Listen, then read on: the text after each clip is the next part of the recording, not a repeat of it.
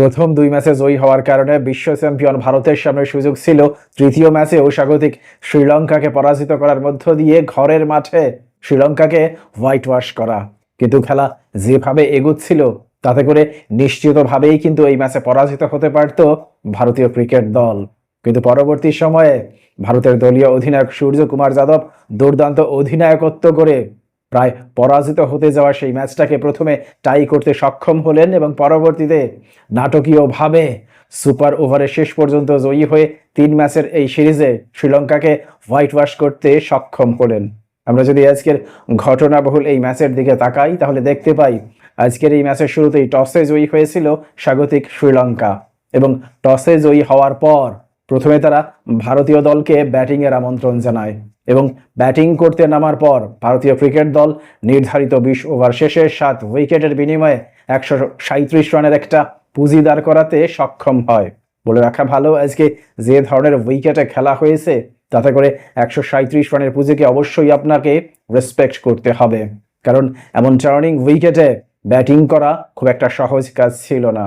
আজকে ভারতীয় দলের হয়ে শুভমান গিল ৩৭ বল মোকাবেলা করে ৩৯ রানের একটা কার্যকর ইনিংস খেলেন।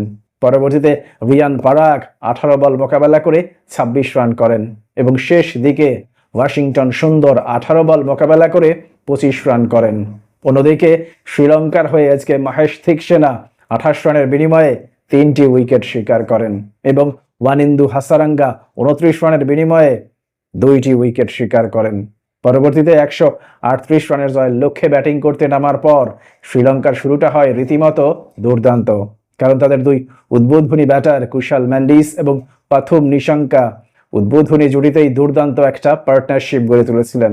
এই ২ ব্যাটার উদ্বোধনী জুটিতেই ৫৩ বল মোকাবেলা করে ৫৮ রানের একটা কার্যকর পার্টনারশিপ গড়ে তুলেছিলেন। পরবর্তীতে এই জুটি ভাঙার পর কুশাল মেন্ডিস এবং কুশাল পেরেরা ৩৯ বল মোকাবেলা করে ৫২ রানের আরও একটা কার্যকর পার্টনারশিপ গড়ে তোলে। অর্থাৎ যেভাবে তারা ব্যাটিং করছিল তাতে করে মনেই হয়েছিল শেষ পর্যন্ত শ্রীলঙ্কা হেসে খেলে এই ম্যাচে জয়ী হবে। বিশেষ করে শেষ ২ ওভারে শ্রীলঙ্কার জয়ের জন্য প্রয়োজন ছিল ৯ রান, হাতে ছিল ৬ উইকেট। এই যখন অবস্থা, ঠিক তখন বড় ধরনের পরিকল্পনা করেন দলীয় অধিনায়ক সূর্যকুমার যাদব। সবাইকে অবাক করে দিয়ে ১৯তম ওভারে বল তুলে দেন রিঙ্কু সিং এর হাতে এবং ১৯তম ওভারে সবাইকে অবাক করে দিয়ে রিঙ্কু সিং ৩ রান খরচায় ২টি উইকেট শিকার করেন। ফলশ্রুতিতে শেষ ওভারে অর্থাৎ ২০তম ওভারে জয়ের জন্য শ্রীলঙ্কার প্রয়োজন পড়ে ৬ বলে ৬ রান, হাতে থাকে ৪ উইকেট। ঠিক সেখানেই কিন্তু আবারও সবাইকে চমকে দেন সূর্যকুমার যাদব, কারণ ২০তম ওভারে নিজেই বোলিংয়ে আসেন সূর্যকুমার যাদব এবং শেষ ওভারে ৫ রান খরচায় ২ উইকেট শিকার করেন। অর্থাৎ যে ম্যাচে পরাজিত হতে পারত ভারত, সেই ম্যাচে অলৌকিকভাবে নাটকীয়ভাবে শেষ পর্যন্ত ম্যাচটি টাই হয়। পরবর্তীতে খেলা গড়ায় সুপার ওভারে এবং সুপার ওভারে শ্রীলঙ্কা সর্বসাকুল্যে মাত্র ২ রান করতে সক্ষম হয়। ওয়াশিংটন সুন্দরের করা সেই ওভারে ৪ বল থেকে মাত্র ১টি রান সংগ্রহ করতে সক্ষম হয় শ্রীলঙ্কা। বাকি ১টি রান আসে অতিরিক্ত খাত অর্থাৎ হোয়াইট থেকে। পরবর্তীতে ব্যাটিং করতে নামার পর প্রথম বলেই ৪ মারেন সূর্যকুমার যাদব।